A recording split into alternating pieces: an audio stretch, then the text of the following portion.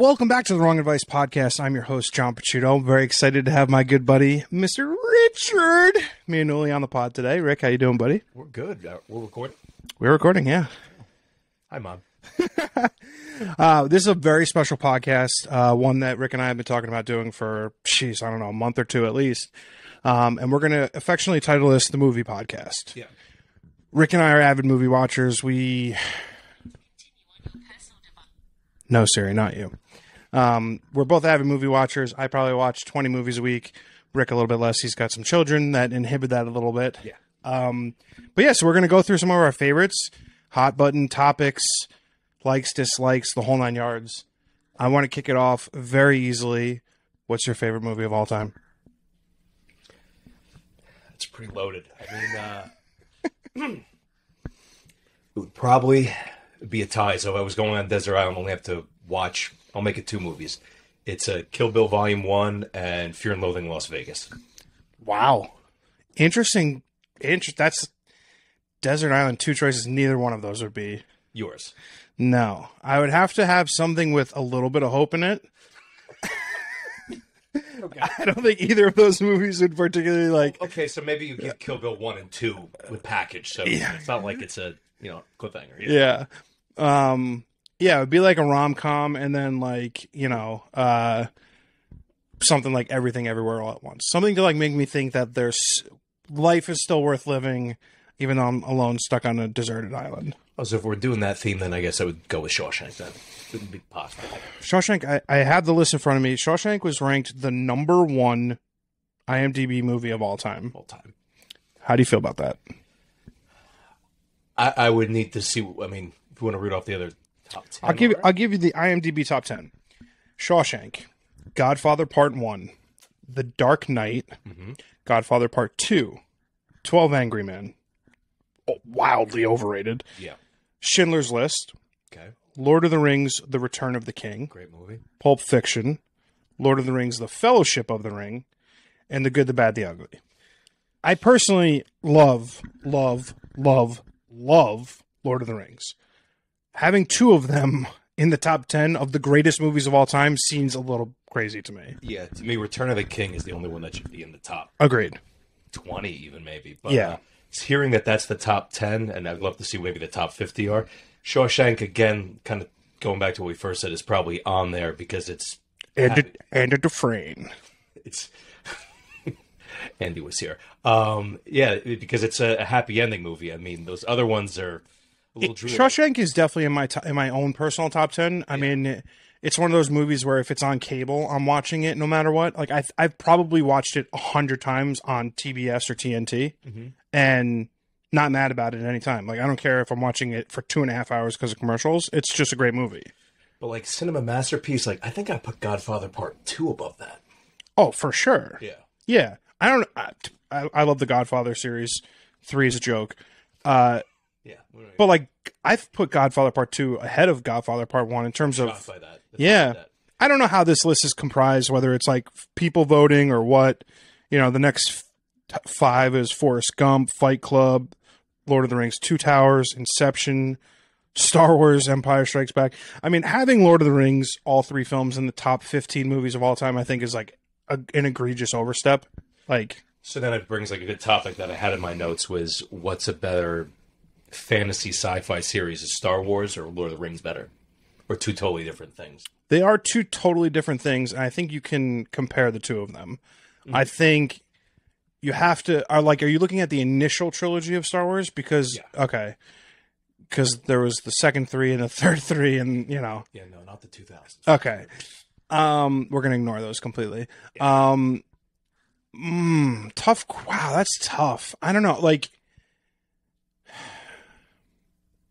I'm going to go Star Wars. No, I'm going to go Lord of the Rings. And why is that?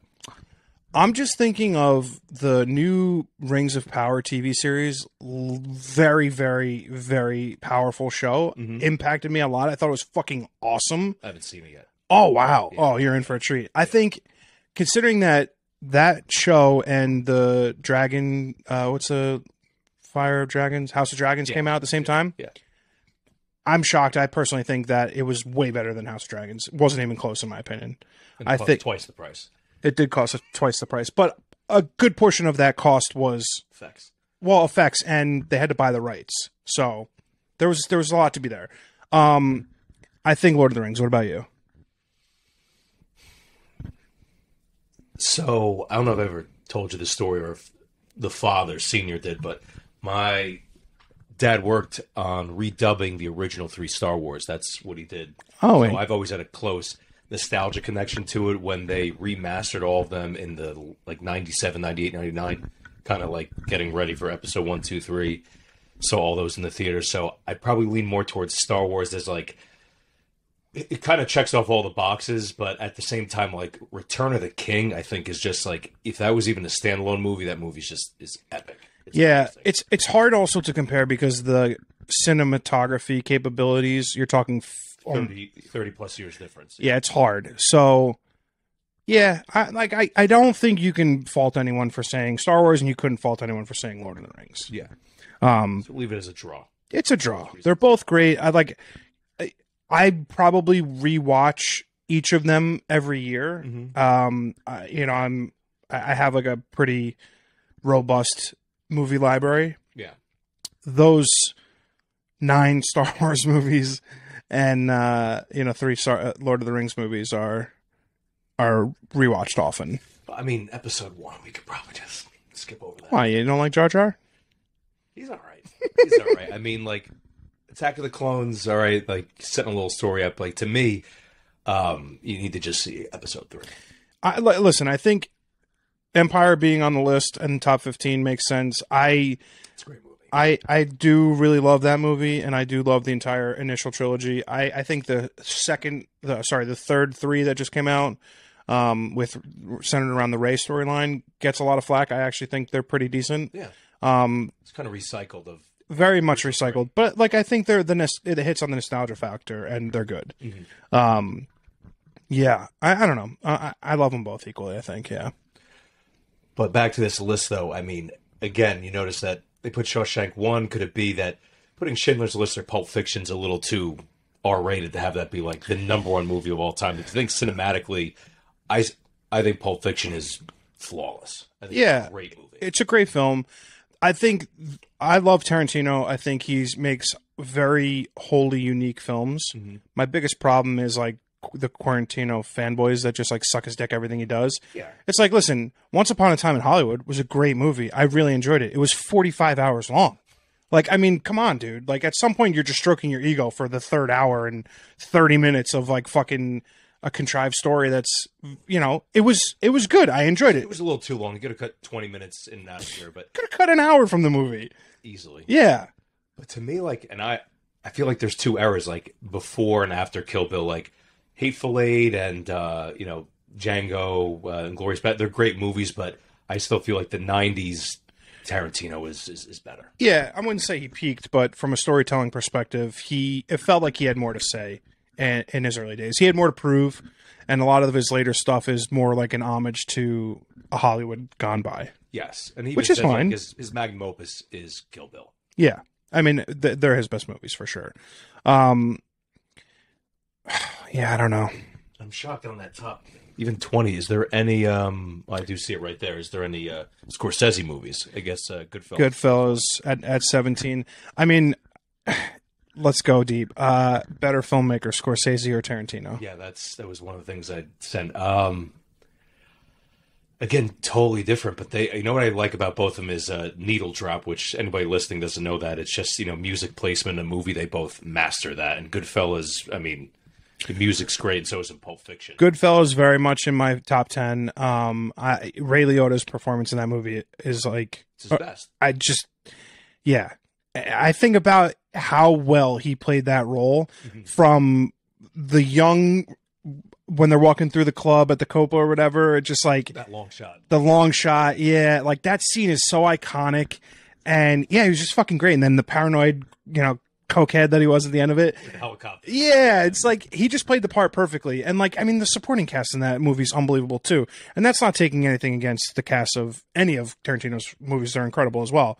I just think, you know, as an Italian from New Jersey, I have a soft spot for any sort of mafia related film. And that's where I would lean into at the end is, you know, being Italian from New Jersey, like, I mean, Casino and Goodfellas are just, if it's on TV, like, yeah. I'm watching it.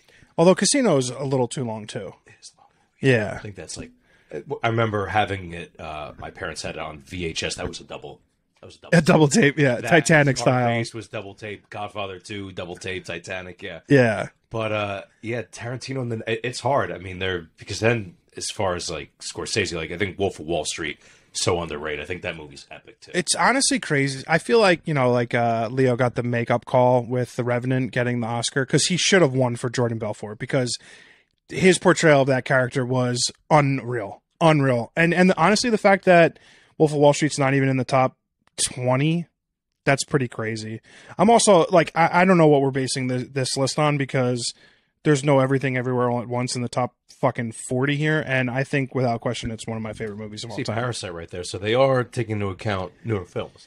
Parasite was incredible as well. Mm-hmm. I mean, such a wildly unique story, something that I never for one fucking second saw coming. Mm-hmm. That's in my top 10 also. I mean, Everything Everywhere All at Once is a profoundly wonderful movie. Mm-hmm. I think it's so different from anything I've ever watched, and I felt sort of a similar way to Parasite.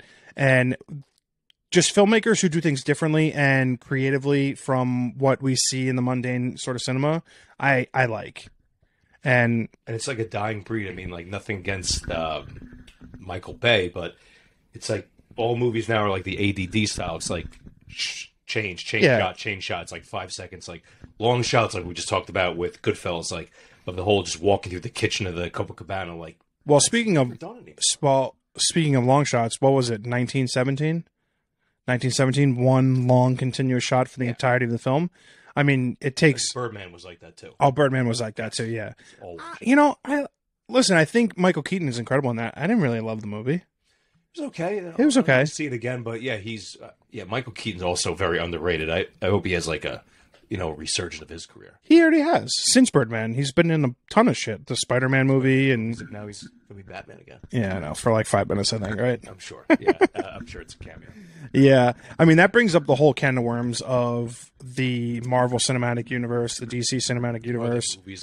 Are they movies? Well, I listen, I love Marty Scorsese. That was some bullshit. Like, what? A low blow. Yeah. What Marvel has done for the movie industry as a whole, in essence, has kept it alive. Like, movie theaters solely exist because of Marvel movies. Yeah, they couldn't just survive on the, you know, Cannes Film Festival or what's the one, Sundance. Like, you can't just have...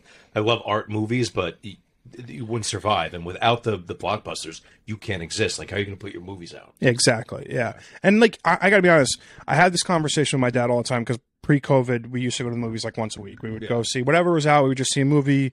It'd be like a Father Sunday. We would go catch a film. And it was always like, you know, a marginally expensive experience.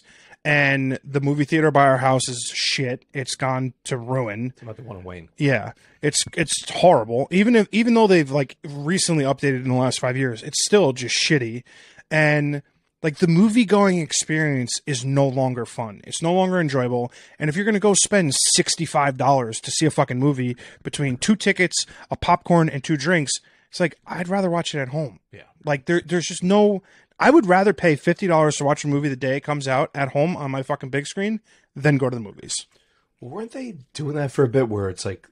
Only really during COVID. During COVID, where it was like $30-something and seeing it the same drop. Yeah, I watched a couple movies like that during COVID. They're all slipping my mind now. I'm okay with that. $29.99 to watch a movie the day it comes out. I'm totally cool with that. I don't mind that at all. But do you own it, or it's still like... No. It's a straight rental. Straight rental. Yeah. I had an interesting experience because I'm going to... Man, this is a terrible admission. I own over 200 movies on Apple, which is gross. It's like fucking $5,000. Saves his shelf space. It does save shelf space for sure. Tongue twister. Yeah. So I own a lot. But like a few years ago, I noticed that a few movies that I had purchased through Apple were not in my library anymore.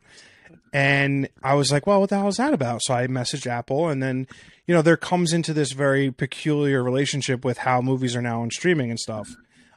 They gave them back to me, whether they were allowed to or not, or what the process was, I don't know. But yeah, real weird. So is the art of owning, is now I think you get like 4K Blu-ray, like is that art truly dead, like physically owning a movie? I don't think it's dead. I don't. I think, when you look at PlayStation and Xbox, which are developing, new hardware systems for gaming that all include physical discs, I don't think that it will die. It will become less and less. It will only die when the market for them dies, when people stop paying for them. And there's always a niche like video file. Again, don't want to go down this road, but streaming's great, but if you have a 4K Blu-ray, it's it's uncompressed, it's still not the same. So if you have the gaudy setup, then have at it. Yeah, no, I agree with that. I have a sickness where I will basically watch any romantic comedy ever, and I've started going through like some old ones that I think are like probably some of the best movies of all time, which are just like an egregious statement. I watched a hilarious year 2000 movie this week called Boys and Girls with Freddie Prinze Jr. and I forget the actress's name. It's like 90s. Is it Buffy the Vampire Slayer? No. That's his wife. Yeah. No. 90s rom-coms, they were it. Like, the movie was so predictable and safe, but also fantastic. And I think there's like a lost art of rom-coms nowadays because like the stories are just getting very convoluted and out there. One of my favorites of all time is 500 Days of Summer. I don't know if you like that. Still have not seen it. What? See it, I know. What? You got to give me like the Rick homework list. Oh my God! Did you watch Everything Everywhere All at Once yet? Still not. I watched Smile. I wanted to have Smile before we came to this. Oh man, Rick. Life's tough, bro. I know that dad life. You don't have that. You get the free hours. You want to take a nap. I get it. Jeez. Okay. I loved Smile. I thought from a horror perspective, they ticked all of the boxes. It was creepy enough and it had enough jump scares and the story was developed enough that I think it was a perfect horror movie. Yeah, definitely with the jump scares and the audio, I felt it. Now go watch the Naomi Watts Ring again. It's like to the T, like very similar format. Oh, really? Yeah. Okay. I haven't seen The Ring in 20 years, but yeah. Interesting about The Ring is they use like a blue filter the whole time through the movie, so it gives you that dreary thing. It's in Seattle, but as far as like audio building up, scene changes, like that's exactly what Smile did. So really, like, I really liked it. I'm glad you liked it as well because I was like, it was a surprisingly good movie because a lot of critically acclaimed horror movies lately, like X, like did you see X? Yeah. I thought it was good. It wasn't anything. Didn't scare me like Smile did. Smile scary. Yes, yeah, it was freaky. Yeah, and I like that. I like being like, oh shit, like didn't expect that. Like even just like very subtle, like the scene where the girl, that spoiler, that like committed suicide in the beginning of the movie was like over by her like kitchen in the dark, like that was creepy, very like nightmarish. Yeah, it was just fucking really well done. If you haven't seen Smile yet, go watch Smile. It was fucking really good.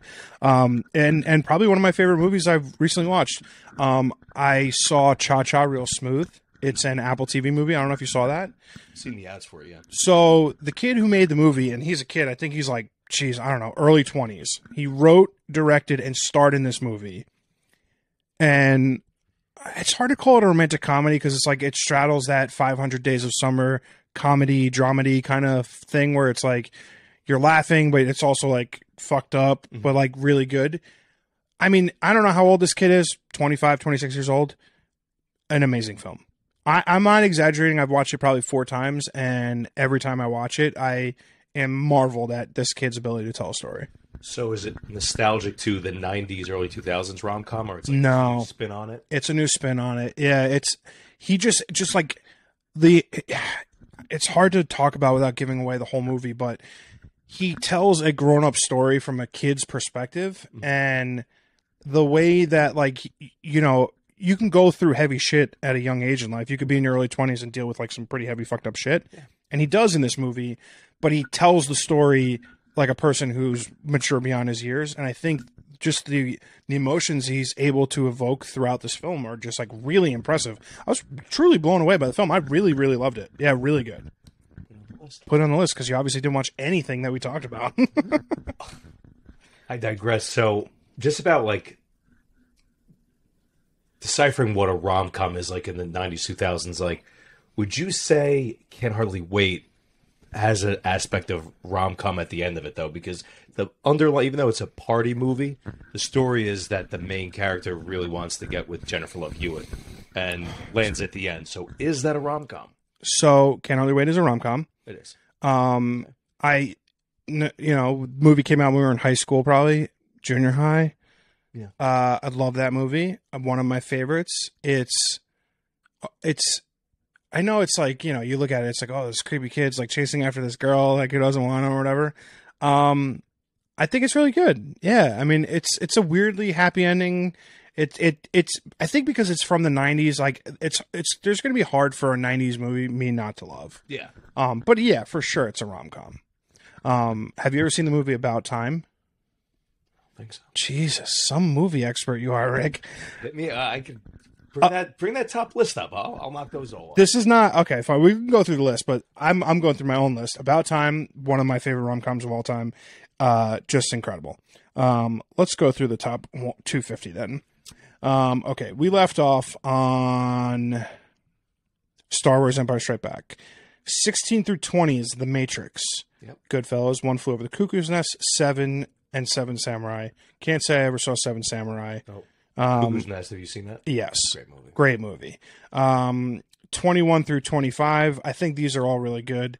It's a Wonderful Life, Silence of the Lambs, Saving Private Ryan, City of God, Interstellar. I haven't seen City of God yet. That's been on my list. I gotta be honest, you could have told me that movie was from 1982, and then now looking at it and it says 2002, I'm shocked. Really fucked up movie. Very good. Okay. What was the movie? Like, it's not even on this list, and it should be. Lahain? Whatever that was? Yeah, I mean, that Instagram page that we won't drop the name of, it's fucking good movies. Yeah. Yeah, they really sweat that one hard. I think maybe it's just like an aversion. Beautifully. It's a wonderfully cinematic movie. The pacing of it is fantastic. I think it's hard for me to get into foreign language films. Although it's all in French. Yeah. Okay. And then although like Cinema Paradiso is probably my second favorite movie of all I time. watched that. I took a film appreciation class in college and made to watch Cinema Paradiso. Yeah, I mean, any movie scored by Ennio Morricone is bound to tug at the heartstrings. That movie is, I mean, did it win the Oscar for Best Foreign Film? Sure. Maybe? I don't know. I might have made that up. So Interstellar also, one of the movies I watch I probably watch it 50 times a year. Hates that movie. Hates it. The whole Melissa. When they get to the planet where they're too close to the black hole. Oh yeah. And yeah, the whole space-time continuum thing, and as far as that, time is the relativity that really like bugs her out. That's not that it's a theory. I mean, I guess it's real. It's real. We just have never experienced it. That bugged her out when they came back, and he had been there for like 23 years. Yeah, that really I get it. Bugged her out. But I think, yeah, that's a great movie. I love it. I literally watch it. I'm not exaggerating. 50 times a year. Chris Nolan is amazing. He doesn't miss. Next up, Life is Beautiful, wonderfully traumatic film. Mm-hmm. Green Mile, Star Wars. This looks like A New Hope. Yeah, New Hope. Terminator 2 and Back to the Future. Back to the Future. Great movie in the top 30. I don't know. Terminator 2 Judgment Day, top 30 best films of all time. Not even in my top. No, probably just for its effects. I mean, it was a standout James Cameron movie. Yeah, I don't know. Parasite, which is on the next 5. The newest movie. Is 34, and I think it completely shits on Terminator 2. Like, it's not even close. Again, I bet you this list is based on, maybe timeline impact. Like, Terminator 2 maybe was an impactful movie at the time. Yeah, maybe. Spirited Away, which is a cartoon. Don't know what that is. The Pianist, fucking fucked up movie. Psycho, great movie. Mm-hmm. Parasite. The original one, right? The original, yeah. The Professional, amazing movie. What was the guy's name? And Natalie Portman? I forget his name. Yeah, that was like Natalie Portman's first movie. Yeah, she was like 12. And Gary Oldman's in that. Gary Oldman. Is he? Yeah. Gary Oldman. Wow. He's been in every... Oh, yeah. He's been in fucking everything. Holy shit. 36 through 40, Lion King. Probably my favorite Disney movie of all time. So that's a good topic to jump into, like Disney movies that are worthy of being on the top list, like maybe Frozen. Like no, for like a new era though. You don't think Frozen was? Kids love Frozen. I don't love Frozen. It's okay. That's what I'm saying. For the new era, like you probably like, dude. I'll tell you right now. Fucking loved Coco. Fucking loved. Coco's great. Cried a good tear during Coco. Encanto's amazing. Great movie. Ratatouille's amazing. All these movies are great. But the golden era of the '90s. Yeah. Yeah, you got Aladdin. Aladdin, yeah. Yeah, that era was, it was different. It was different. Deck of cards there. Yeah, and I also don't understand the need or the desire to remake all those movies as live action. I could do without it.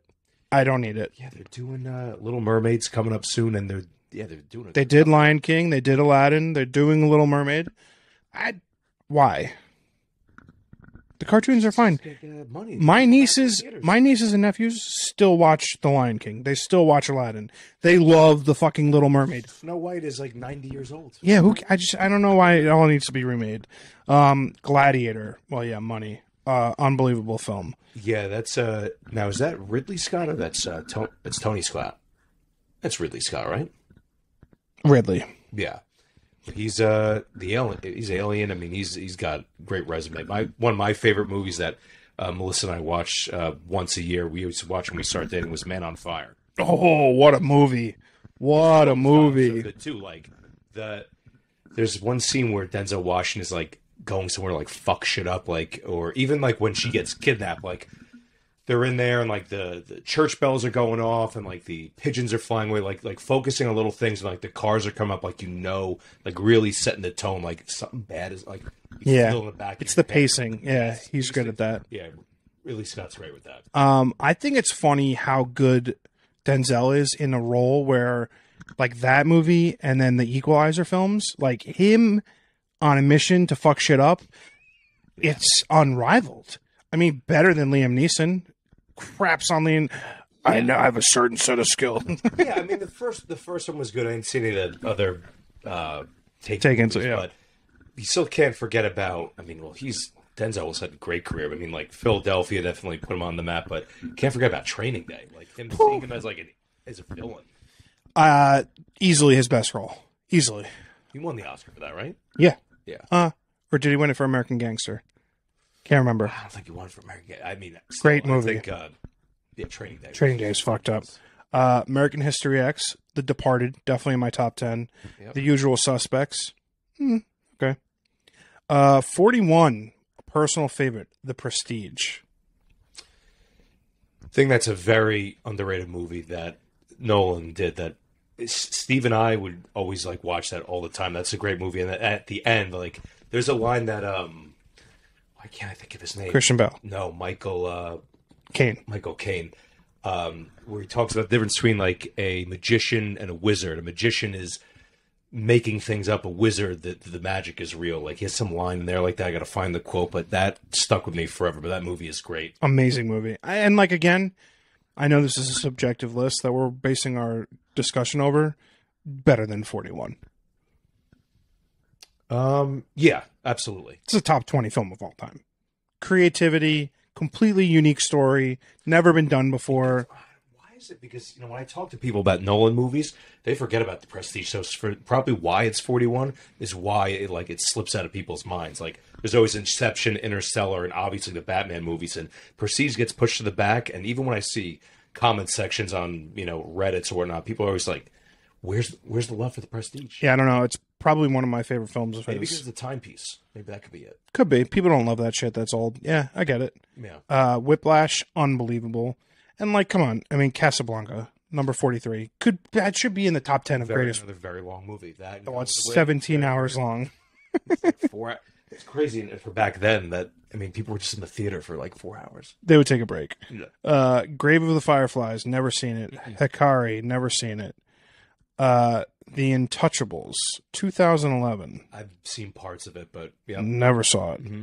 Charlie Chaplin, Modern Times, never saw it. Once Upon a Time in the West, saw it. Cinema Paradiso, again, 49. This is a top 20 movie of all time. Rear Window, never saw it. Great movie. Alien. The first 51. Alien. Yeah, and that's talk about a movie that still holds up as scary because like I saw it recently in the past month or two. There's the part where I forget the guy's name in it, but he's trying to find the cat, and the alien. The way the shot is like he's looking at the cat, shine the light on him, and then the camera's pointing behind him. When the alien drops down, there's not a sound. Yeah, it makes like that's still like freaky. Ridley Scott hats off to him on that. Chaplin City Lights, never saw it. Apocalypse Now, great movie. Very long. Yeah, very, very long. But yeah, like those Vietnam movies, though, I think that's still my favorite one. I haven't seen Platoon in a while, but that's also a pretty nitty gritty movie. I think that's what Apocalypse Now I like better. Yeah. Memento. You ever seen Memento? That's with Guy Pearce. Great where he's got fucking movie. Yeah. The tattoos and holy shit, what a great movie. 55, Django. Good, not great. Maybe a little high for that movie. Yep. 56, Raiders, Lost Ark. I mean, again, that's a little bit late for... like Raiders and Back to the Future. Like, why is Back to the Future so far 30 up on the places list? ahead. And they're both, like, good, feel-good family movies. Yeah. Well, family, yeah, okay. I agree. I would think, personally, that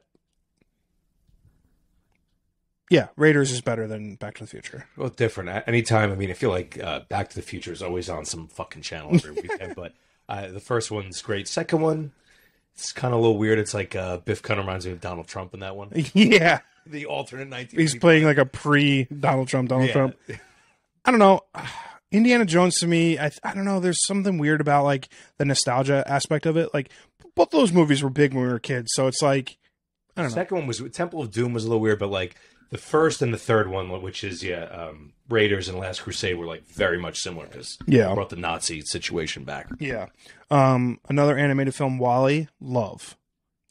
So that seems second animated movie, right? There was like some weird ones that we didn't know. American ones. I mean, like Lion King, then this. See, that's strange. Yeah. I like Wall-E. Mm-hmm. The Lives of Others, 2006. Never saw it. Mm-hmm. Sunset Boulevard, 1950. Never saw it. Paths of Glory, 1957. We've never seen Rear Window. You need to do a Hitchcock marathon. Yeah, that's all right. Yeah, I'm with you on that. 61, The Shining. See, that should be higher. That's a great movie. That should be higher. I mean, 61. Yeah, let's talk about Kubrick. I mean, is that the first Kubrick movie? Is it 61, or we must have missed the Kubrick movie? I don't think we missed any. What would we have missed? 2001. Nope. I feel like it's not. Space Odyssey? Yeah. Yeah, no, didn't pass it. Nope. Yeah, 61 is the first Kubrick movie. Yeah, that's stupid. But I guess, again, with the vibe I'm getting from this list is that Shining's on there because that hits all the targets of that. This is a very sellable blockbuster movie where 2001 is an acquired taste. I think this is a bad list. Being that we're a third of the way through, or fourth of the way through, I'm not thinking this is the best list. There's an agenda.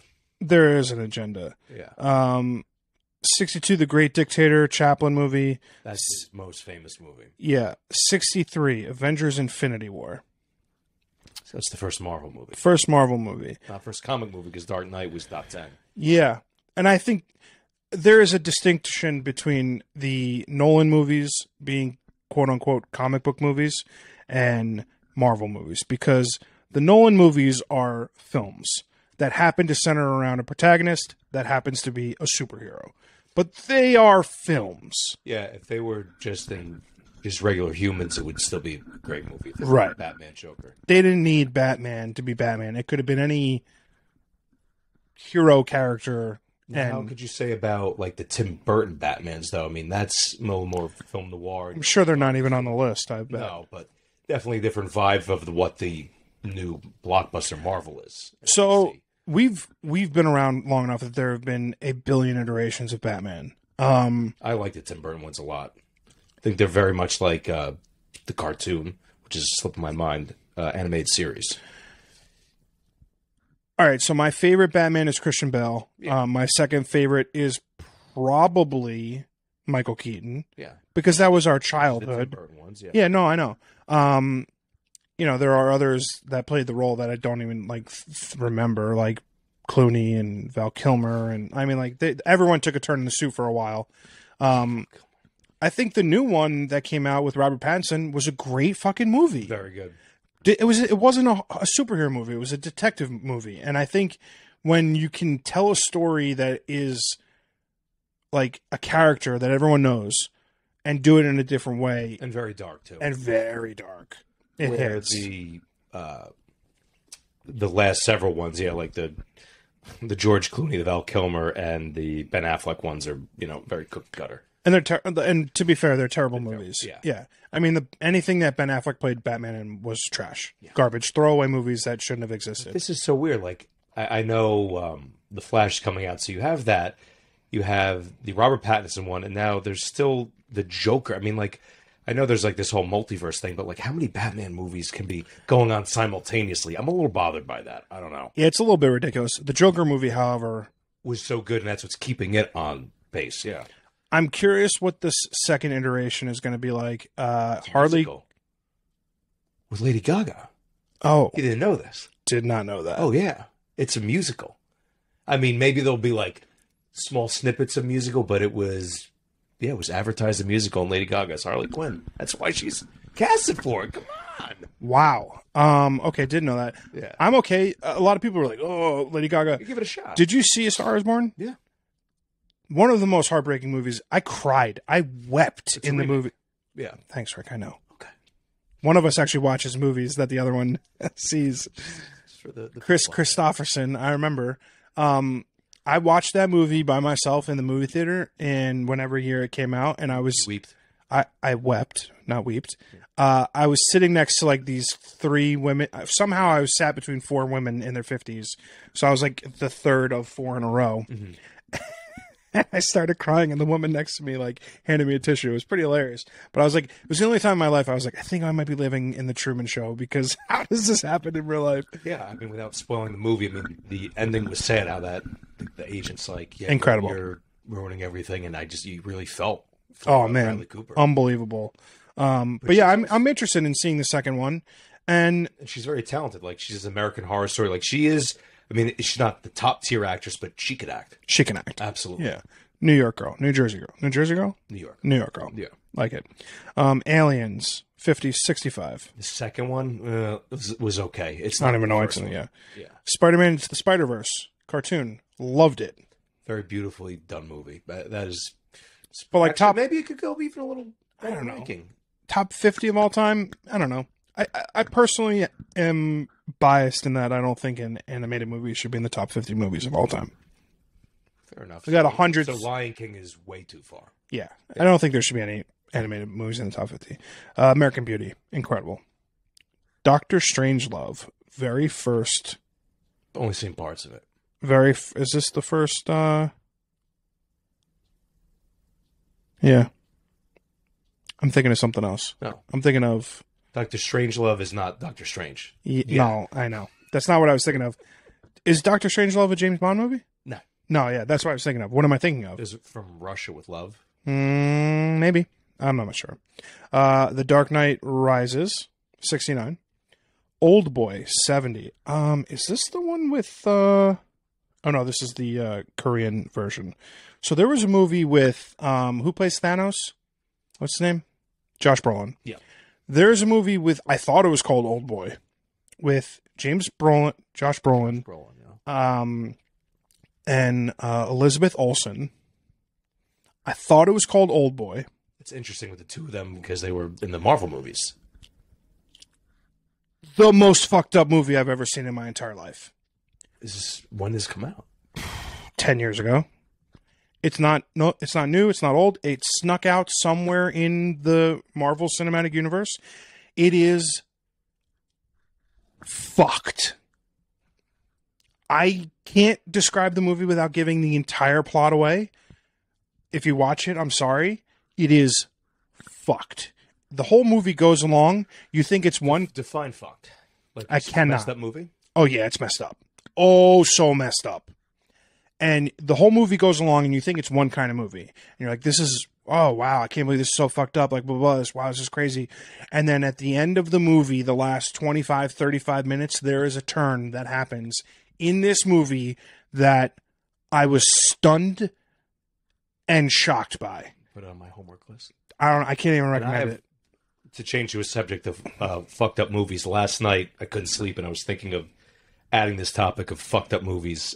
Like I said earlier in the podcast, Fear and Loathing in Las Vegas, one of my favorite movies, and Terry Gilliam directed that. His videography of movies he's done. Have you ever heard of The Imaginarium of Dr. Parnassus? Yeah.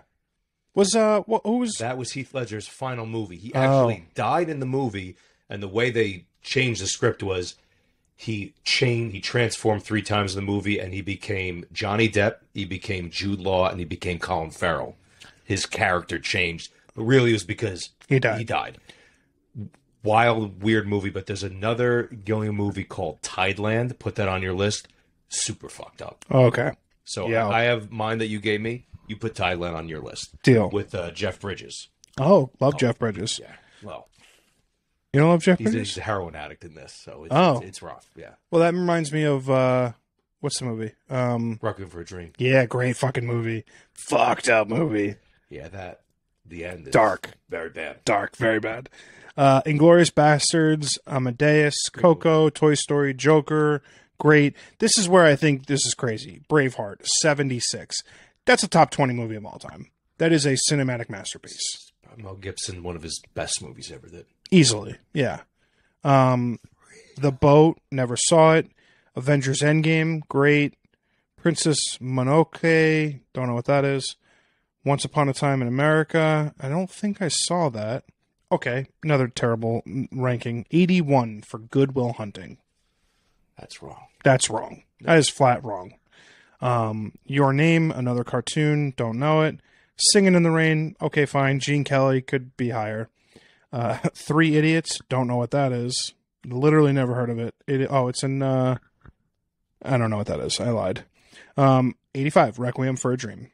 Great fucking movie. Surprised it even, I mean, again, that's a dark movie, but at least it's appreciated. It is filmed very good. The scenes where the mother who was on amphetamines and like fridge is coming after, like, yeah, very, if you wanted to feel the downfall of drugs and how bad it is, they really visualize it very well in that movie. They make it uncomfortable to watch. Oh, yeah.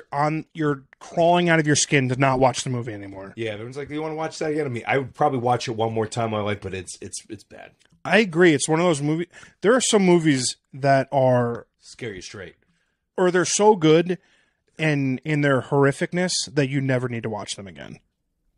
We talked about a movie recently, so that we never need to watch it again. I know. I'm losing it. Yeah. Recently, but yeah, Requiem's on that list. 1963's High and Low. Don't know it. Toy Story 3, 87. Okay. That ending, I'll tell you what, I but now they're making a Toy Story 6. So like, what? Come on. Which are you all caught up on them? Like it's over. What are we still following? Like it's stupid. Yeah. Yeah. At the end of 3, I thought for sure. I mean, I definitely was choked up and crying when he gave the toys away. Yeah, it was absurd. Yeah. Well, and then like they were going through like the fire pit thing or whatever. You have nieces and nephews. I mean, have you watched it recently? I have not 3. They've watched 1. They may have watched 4. They got weird tastes. They love Frozen. We watch Encanto all the time. Raya, The Last Dragon. Mm-hmm. Yeah. So yeah. I haven't seen it in a while. Capernaum. Don't know what that is. Star Wars: Return of the Jedi. 2001: A Space Odyssey. 90. No good. Let me tell you about a movie that's not going to be in the top 100, and that's where we're going to stop on this list. Yeah. I forget what it's called. It's with, it's the drinking movie in Belgium. Yeah, the villain from Casino Royale. Yeah, what the heck's his name? Oh my god, I gotta click this movie because he's in this. There's no James Dean movies on this top 100 list either. No, there's not. Mads Mikkelsen. Yeah. The name of the movie is Another Round. Did you see it? I've not, but I've seen clips of the trailers of it. So they're working on that. They keep a 0.5 BAC consistently, and they're all teachers, right? Yeah, they're teachers at like university, which I think I don't know if they're high school kids or they're college kids. It's in the Netherlands or some European country. I don't remember. High school. Oh yeah. Wonderful film. Not even in the top 100, which I think is insane. Tango in Paris wasn't on the list. You didn't see that, right? No. Okay. 91, Eternal Sunshine, love. Definitely within the top 100. I think that's accurate. Reservoir Dogs. Could be higher. Yeah. That's a top 50 movie of all time. It's not, 50 or 75, but where is it right now? 92. Okay. 93, Come and See. No idea what that is. 94, The Hunt with Mads Mikkelsen, but I don't know what this is. Never saw it. Citizen Kane, 95. Obviously, I think that needs to be a top 50 movie of all time. That's wild because I remember in my music appreciation class in college. Movie or music? I actually took a music and a movie Okay. class. I did both. Citizen Kane on other lists is usually ranked the number one movie of all time. Yeah, I mean, it should be easily be in the top 50, let alone top there's 20. Only a few movies that are like 100 on Rotten Tomatoes, like Wizard of Oz, like Gone with the Wind. And neither of those are in the top 250 of this list. And Citizen Kane is. I think again, this is a dumb popularity contest list that lost my credit. Yeah, Citizen Kane is a top 25 movie. Yeah. 96 is 1931's Fritz Lang. Never saw it. Okay, 97, Lawrence of Arabia. That movie needs to be in the top 20 of all time. It was the very first epic film. Like bias of old movies on this list. North by Northwest, Ikiru, and Vertigo. Okay. Vertigo and Rear Window. I think. Rear Window. Both of them. Yeah, they're great Hitchcock. Couple notables. I'll just scroll through. 102, Amelie. Number 105, Full Metal Jacket. Number 106, Scarface. That's a top 25 movie. Full Metal Jacket is amazing Kubrick movie. 107, Hamilton. That's stupid. That's a Broadway play. Shouldn't be on the top fucking 250 movies of all time. The streamed version? Yes. No, that's not a movie. 112, Up. Love it. 113, Top Gun Maverick. Let me say unequivocally, Top Gun Maverick is the best action movie I've ever seen. In recent time? Yeah. Yes. Easily. I agree with you on that. 116, Taxi Driver. Like, this needs to be so much higher. Stupid. Die Hard, LA Confidential, Snatch. We're actually finally getting into some good movies. Yeah, these are movies that we could swap out some of the last 25. Indiana Jones, Last Crusade should be higher. 1917. I mean, it won Oscar Best Picture. How it's the 123rd best movie of all time. Too many movies. This is a dumb list. Batman Begins. Wolf of Wall Street, Green Book, Casino, Truman Show, Pan's Labyrinth. There Will Be Blood. Ooh, that was a movie. You stole my milkshake. The Sixth Sense, Shutter Island, A Beautiful Mind, Jurassic Park, Kill Bill Volume 1, 150th movie of all time. That is a disgrace. The Great Escape. I mean, that's a top 25 movie of all time. So really, we should just restart the list at 100. Yeah. And maybe we could... I mean, No Country for Old Men, 148. Fucking amazing. Didn't that win the Oscar? That's the best movie he's ever done. Yeah, crazy. Elephant Man, Raging Bull, V for Vendetta. Like, this is a Vendetta is another one I haven't seen in a while. It's, Prisoners. Mr. Smith from The Matrix. Yeah, 168, Prisoners. That movie fucked. So fucked. So what's your take on the end of that? Did they hear the whistle? Did Jake Gyllenhaal hear the whistle? Yes. Yeah. I like to think that too. Yeah. Klaus, 178. I actually loved Klaus. I cried at Klaus. Klaus teared me up. I've seen Klaus. Watch it. It's a Christmas movie. Okay. 179, Before Sunrise. Have you seen these three films? Before Sunrise, After Sunset, Before Sunrise, Before Sunset, and After Sunrise. I don't know. There's three films. It's Richard Linklater, I believe. Ethan Hawke. Yeah, Richard Linklater. Ethan Hawke and Julie Delphi, they play the same characters in three different films at three different stages in their lives. So the first movie was like the early 1990s. The second movie was like late 1990s, early 2000s. And the third film was like, mid 2010s. Fucking wonderful. I actually need to tell you. So the trilogy, different times. No, I didn't see the trailer. You have some of the trailer on those. He also did Boyhood. If you recall, Boyhood, I know. They filmed that movie over so that's the same director. Same director. Oh, then I'm sure they're amazing. They are. Okay, Before Sunset, Before Sunrise. That's a great movie. That should be on the list. Dazed and Confused? Yes. So Before Sunset, Before Sunrise, and the third one is, this is great for a podcast as I'm scrolling a list, Before Midnight. Okay. Three phenomenal films. If you haven't seen them, they're tremendously they wonderful. They're adequately long. Let's see. Ben-Hur, Gone Girl, 12 Years a Slave. Yeah. That's a classic movie. Yeah, Hacksaw Ridge, Mad Max, Fury Road. That's an interesting. I mean, 202, Monsters Inc. Come on. That movie's overrated. Really? Mad Max. Loved it. I'm more nostalgic. I like the original. Let's go with why this fucking list is so stupid. The 211th best movie of all time on this list, Rocky. That's a top 20 film of all time. Yeah, I would like. Is it the greatest sports movie ever? We need to. Well, I mean, Rudy's pretty good too. Is it better than Rudy? No, it's better than Rudy. Rocky is better than Rudy. But the end of Rudy, though, when he comes down the field, that's big fucking deal. Yeah. Okay. I cry like a boy. Rocky's better. Yes. Thank you. But I'll tell you what, I like Rocky 4 better. It's a more exciting film. Okay, it's not a better movie. Agreed. There you go.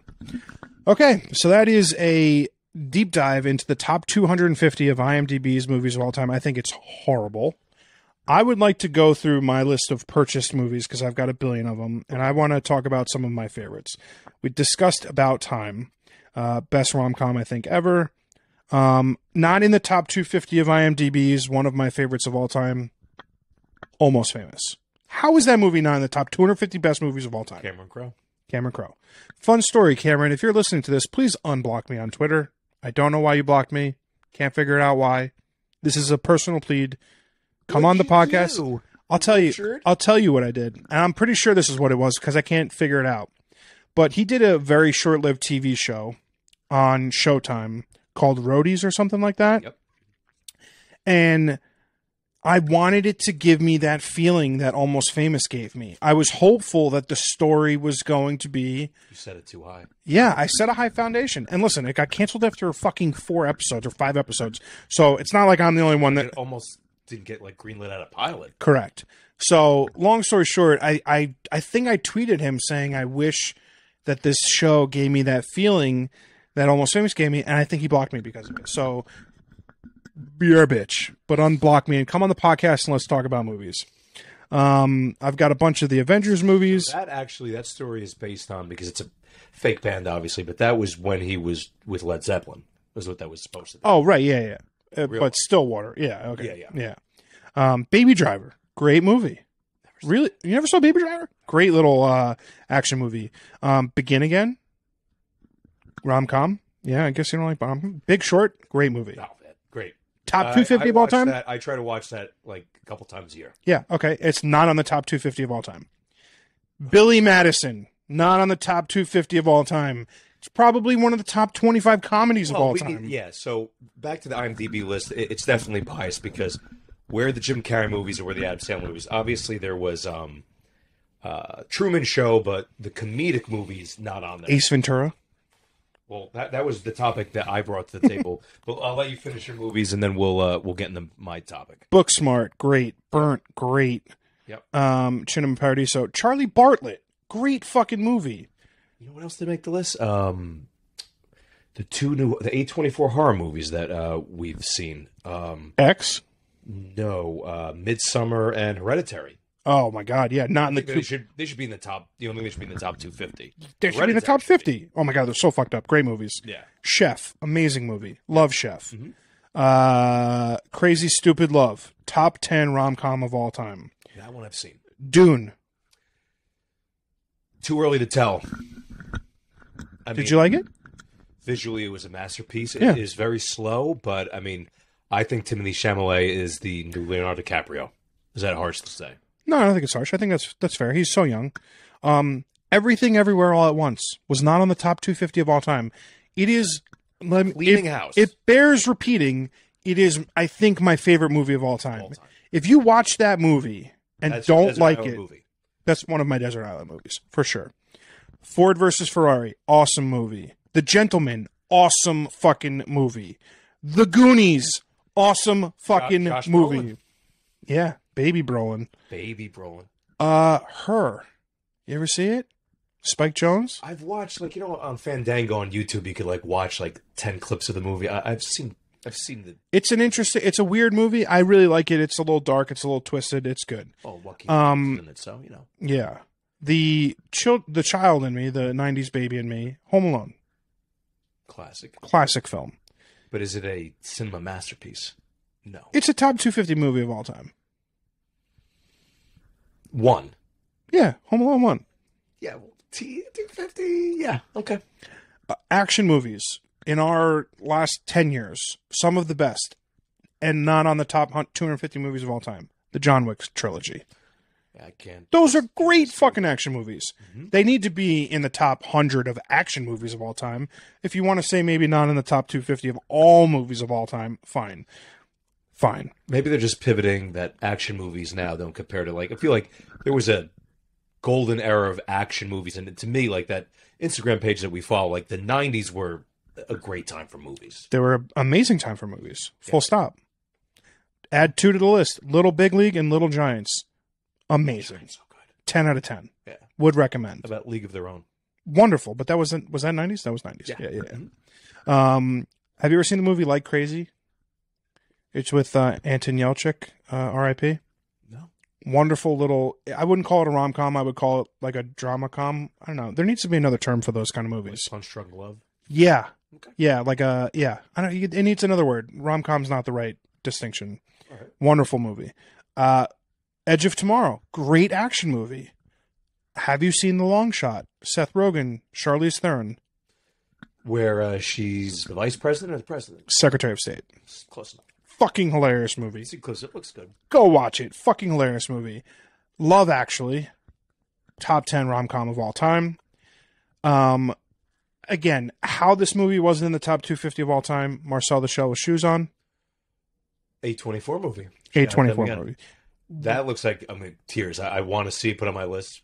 I need you to just stay put because I love this movie so much that I spent, I don't know, $30 getting a mini. I mean, he's got some heft to him. So it was like before the movie, there was like a short, and there was a little series, right? I couldn't tell you. Yeah, I believe it was a short. But my little Marcel, he sits on my desk. He'll sit here for the rest of the movie. He, I don't know, whatever it is. I'm not sure. The Martian. Good. I mean, that was definitely a top. It's a top 100 movie of all time. Great movie. Mm-hmm. There was one of the Matrix movies on there. I forgot about that. That could have been That could have been a standalone movie. I know they open up the universe with the sequels, but Matrix was fine on its own. I agree. Interesting conundrum. We didn't even, because none of his movies are on the list. Moonrise Kingdom? Oh, no Wes Anderson movies. None. What? None on the top 250? Yeah. What? I didn't say any, did I? I don't think so. No Royal Tenenbaums? No Nope. Life Aquatic? Nope. Grand Budapest Hotel? Favorite that one. was on there. That was like 200 was something. Yeah. Well, that surprised me. Listen, that's a great movie, but I feel like Royal Tenenbaums it should be easily top 100 movies of all time. Yeah, that would. If we did a Wes Anderson list, you got to put probably Tenenbaums as one. Easily. Yeah. I have all of the James Bond movies. I didn't see any of them on the list. Skyfall had to be on the list. Skyfall, no, wasn't on the list. Wonderful film. What? Amazing. Again, that was okay. Just like Dark Knight. That could have been a great standalone film. That was a film. Yes. Skyfall. I'm sorry, not in the top 250 of all time. The Princess Bride. Great movie. What are we doing? Not in the top 250? How is that not in the top 250? That's just fucking stupid. That actually infuriates me that it wasn't on there. Okay, personal favorite, The Secret Life of Walter Mitty. Have you seen it? I've seen parts of it. Fucking hey, Rick. This is supposed to be a movie episode. You haven't seen half the movies. I'm telling you. It's like, I want to tell you, if you're watching this podcast, listening to this podcast, if you've not seen The Secret Life of Walter Mitty, if you're going through a shitty time in your life and you're like questioning things about your life and what you should do, watch this movie. It will make you feel a lot better about yourself. You're going to really like this movie. Ben Stiller is incredible. I think he directed it, adapted the screenplay or whatever he did for it. Fucking amazing movie. What's the movie with Scarlett Johansson and Bill Murray? That movie was Lost in Translation. Yeah, Lost in Translation. Not on the list. Not on the list. Not on the list. Wrong. That's another. Rocket Man. Have you seen Rocket Man? The Elton John movie. Yes. Yeah. I have a big problem with the fact that Rami Malek won an Oscar for lip syncing as Freddie Mercury, and fucking Taron Egerton, who really sings as Elton John, Not cool. didn't even get nominated for an Oscar. That is criminal. That is criminal. Yeah, I still, as far as for the movie and the way it's shot, I give the edge to the Queen movie. Maybe that's probably why. I don't. It shouldn't have been snubbed. I agree, Rocket Man should not have been snubbed, but Rocket Man is better. I think it's a better movie. Easily better. Not even close. Seeking a Friend for the End of the World. Steve Carell, Keira Knightley. Nice little rom-com centered around the end of the world. Steve Carell's in a lot more rom-coms than you think. Dan in Real Life. You ever see Dan in Real Life? Great fucking movie. Dan in Real Life. Amazing. Okay, not in the top 250 of all time. I know it's cliche. Everyone hates it. The fucking Social Network. Well done movie. Well done movie. It's not my favorite. Director behind it. Yeah, you know what? Justin Timberlake does a good job as the Napster dude. Yeah. I mean, it's a good movie. It's like, how is it not on the list? This scene, and I've seen a lot where Andrew Garfield like flips the fuck out because his shares got liquidated. I'm sorry, my Prada's in the cleaner. Yeah. Like, you better lawyer the Stranger Than Fiction. Mm-hmm. Will Ferrell's first sort of darkish role, serious role. John C. Reilly do a lot of dark roles. Listen, I love this movie. I think it's a fantastic movie. It's so quirky and unique, and I don't think it gets enough love. Speaking of love, Stuck in Love, really good little rom-com. Love it. Big fan. What is your ratio of rom-coms on this to everything else? 2-1, 3-1, 4-1, 5-1, 6-1, 7-1. No, I'm just kidding. The Terminal. Terminal. Good movie. Amazing movie. Yeah. Amazing movie. Mm-hmm. This Is Where I Leave You. Really good movie. It's not like I don't know. What would you call these? Just like run-of-the-mill life stories about like families and tragedies and life. And is that a rom-com? It's not like a guy meets girl, there's a meet cute, there's like a they get together at the end kind of thing. Its own category. Yeah, what would you call it? I don't know. We got to come up with something. Was Little Miss Sunshine on the list? Nope. Should have definitely been on it. The Town wasn't on the top 250 of all time. Epic movie. That is, yeah. Talk about like action movies that are like good from like this recent era. That's one of them. The Unbearable Weight of Massive Talent. The new Pedro Pascal. I want to see that. You know, it's so funny. I see the memes all the I time. know. Yeah. Gifs of Nicolas Cage like in the car looking over. They're on drugs. Oh, that's why. They're on drugs. The movie, listen, on paper, this should be a fucking dumb movie. But it's because it's Nicolas Cage. He is so good in this movie, and it reminds me of another movie he's so good in that you definitely haven't seen called Pig. It's on my list to see. Yeah, it's a recent movie though. It's 4 years old. It's not that new. Okay. He did one Pig and then followed up with The Massive Weight. It's good. 2 for 2. He killed it. Both of these films. He like gets so much shit for like being like a cartoonish version of himself Buying as an $4 million Tyrannosaurus. Yeah, whatever. Stuff But like that was like 30 years ago. Fucking amazing. His catalog of movies in the 90s, I mean, like, to me, like... Con Air? Con Air. I quote Con Air probably 10 times a week. That movie is fucking... Put the bunny down. I mean, Varsity Blues. That was a movie when we were kids. That was like... Religiously watch that. Oh my God, it was great. I feel like it really stemmed like Blue Mountain State. Like, it definitely was that. What a great show. What a Do a great show episode. Yeah, we should. Yep. Watchmen.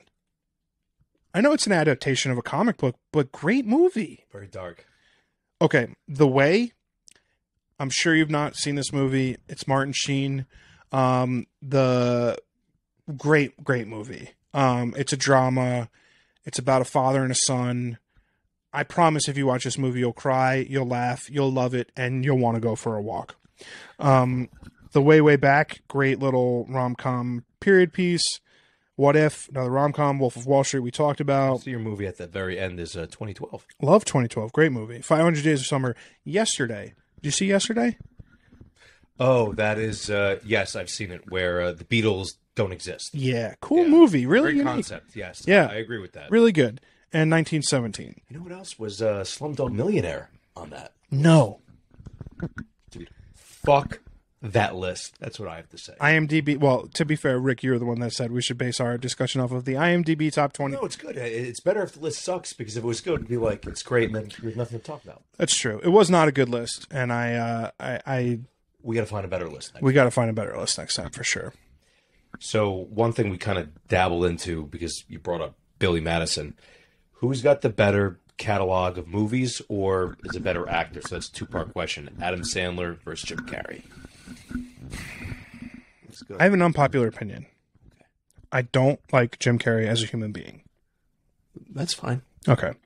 We're not going to get into the specifics of why. Me and you could talk about it after. He's just a shitbag. Okay. That being said, our childhood was dominated by his. Well, yeah. I think he was in more movies than Adam Sandler, right? Well, the problem is Adam Sandler with the Netflix contract and everything. He's really ramped up movies later in his career, which are dog shit. But yeah, they're not all bad. Hustle. Oh no, not the serious movies like Uncut Gems, great movie. Oh yeah, I'm talking about like Blended and Jack and Jill. Oh god, but those are not even Netflix movies; those pre-Netflix. But even he's doing like some Western that like. Yeah. Okay, so then let's just keep it to the 90s, early 2000s. Okay, both of them. Who has the better film set in the 90s to 2000s? Adam Sandler. I'm going Jim Carrey. Why? Based on what movie? Like, what pushes it towards him for you? Like, as far as, like, superstar, I'm like, yeah, like, Billy Madison, Happy Gilmore are great movies, but... Big Daddy. Like, okay. I forgot about that one. But then, like, Little Nicky, but, like, Ace Ventura, and then, like, The Mess. So there was a period where, like, Jim Carrey was walking on water. Yeah. I think that's probably... I don't know. Yeah. You got to think about it. The Grinch? I've been thinking... The Grinch? Grinch was a little later on. I mean, that's a little later on. I'm talking... Yeah, his 90s era was impeccable. I think when you ask who's the better actor, that's a really loaded question. Yeah, especially with Uncut Gems, like you maybe. But then there was Punch Drunk Love. He was talented in that, but Uncut Gems really showed his true acting side. But I think he was better in Hustle. Honestly, I know it's like a completely different movie. I haven't seen it. Oh God, what else is new? Reoccurring thing with the podcast. What isn't Rick seen? But I think it's a hard tie to really pick one over the other. Both, but I think as far as who's like more animated comedy wise, you got to go Jim. Yeah, I mean, I think like in terms of range as an actor and like their ability to play different characters, Jim Carrey has got no limit. Truman Show in that era when he was doing all like slapstick shit. He has no limit to his range. I mean, when you think about The Mask, when you think about fucking The Grinch, all the movies where he's playing some absurd character. He could do that. You could put Jim Carrey in any of Adam Sandler roles. You could not put Adam Sandler in a few of Jim Carrey's roles. True. I mean, like Adam Sandler could have been fucking Ace Ventura, but he couldn't have been the Grinch. No. Yeah. So I think that you got to give it to. And apparently, Carrey. I haven't seen him, but not that he had to resurge his career, but apparently he's been great in the Sonic movies. Yeah, I mean, I've not seen them. I've heard good things, but yeah. Yeah, it's Dr. Robotnik. Not a fan. Yeah, so I don't know what are we looking at right now? About an hour? Yeah, we're a little bit about an hour in. Do we want to get, now that I've had 2 beers, I'm not saying I'm a little tips, but get a little teary-eyed. I did have a topic that may only be more geared towards our generation, now that we're in our late 30s. We're knocking on 40 more than 35. It's the same distance, but yeah. I'm 37. That's 2 to 35 and 3 to 40. So, shut the fuck up. Next question. 2 high lives. Got this kid on his ass. I gotta drive. The topic I want to discuss is children's movies in the 80s and 90s that were a little more harsh. If things become politically correct, or what has gone on with that. 2 examples I've recently watched with my sons are All Dogs Go to Heaven and Land Before Time, which are really Don Bluth movies, who was an ex-Disney guy that went off on his own. He did that, like Fievel, like those movies, yeah. So they all like were the same animation as Disney, but they're not Disney movies. Brave Little Toaster, like all those, like watch all those now as an adult. Brave Little Toaster was a dark movie. Yeah, there's a scene where like the air conditioner like fucking snaps at them for like wanting to leave, and he just like overheats and dies. Yes. So what happened? I guess is I think the commercialization of children movies pushed towards a different genre of film. The sing-along, snazzy, punchy, sell a character type film, right? So Fievel, for example, like kids are not going to go buy millions of Fievel stuffed animals. It's not that kind of a hero story. No. But millions of little girls and boys are going to go buy Anna and Elsa dolls, right? So the commercialization of the product from a Disney perspective has sort of dominated the space. So they're not going to take a risk on a dark child movie. Well, the whole movie has to be dark, but I mean, like even they all have happy endings. King, yeah, they all have happy endings, but like Lion King, was that really like the last movie where somebody like epically and they show like dude, I was traumatized by that. They show like they show him like falling into the wildebeest flow of traffic, we'll call it. When was the last time a Disney movie's done that? They don't do it anymore. They don't. They don't. I don't know if it's a PC thing. I think it just really boils down to money. I think you make money with characters who are commercials you can commercialize and sell. Or you don't show it. Like a great example of it is Up. In the beginning, the first few minutes, Elsie, you're crying because like you're seeing them all grow old together, and she passes away. They don't show it, but she's gone, and they never got to go to the falls or whatnot. Yeah. But so that's the more 2023 way of doing it. I would think so. Yeah, for sure. I think that it just makes sense. Like again, it's a commercialization aspect of it. Disney's out to make money, and you don't do that by making kids cry. True, but now what I want to bring it around to now, we're 37 years old. We survived pretty okay, you and I, with that. But that was I don't know, did we? Did we? A lot of us went to therapy. I don't know if it was Mufasa induced or what, but something in my childhood. Watch Land Before Time tonight. Tell me when you cry. Yeah, no, the initial first 20 minutes. Yeah, not even that. So the point is, does that make you, for rearing you, I know this is kind of a little bit of a psychology mixed with movie thing, but would it really be the end of the world if we kind of brought that back? Like I said, I don't think it happens. Just because it's a money thing. It's a money thing. You sit in a room with board and they're like, this is not a good move. When you look at like at the end of the day, like the people that matter are shareholders, and shareholders care about happy-go-lucky movies, and they don't give a fuck about stuff that's going to make them think or question or cry. And that's just what it is. I think on a whole, when you look at just movies in general, good movies, really fucked up good movies that like kick you in the face of horror or suspense or drama, bloom your mind, are fewer. Just in the grand scheme of things, the A24s of the world are the exception, not the rule. Mm-hmm. And it boils down to the cost to produce. When you're spending $30 million to make a movie that not 30 million tickets. Off the dinosaur parents. You're right. Exactly. Listen, I think there's a lot to be said about how cinema goes in the next 25, 30 years and where we're at. The proliferation of streaming and at-home theater systems and the cost of it all, it's going to change the way movies are made. And, we're entering a new frontier when it comes to Marvel. Like, we're through the first 4 phases of whatever and the new sort of multiverse that they're uncovering and stuff. It's going to change the way movies are made. I think you can have a Marcel the Shell with shoes on and a big budget, Iron Man movie. They can exist in both places. Marcel will always live on. Dude, this was great. We should do this more often. I think, have a couple months and you could watch all of the 39 movies that you didn't need to see. That you need to see. We'll call that episode the Rick needs to Rick finally watched the movies. I think what we'll do is we'll make each other a list of like, say, 5 or 6 movies. Yeah. Easy for you because there's 50 of them that you haven't seen. Yeah. And we'll do a recap a little bit down the line. Sounds good. And my top one for you, the first thing you'll watch is Tideland. And then you tell me, 3 o'clock in the morning, I fucking can't go to sleep at nightmares. That sounds great. Dude, awesome. Thank you so much. Good looks, bro. Later, bud.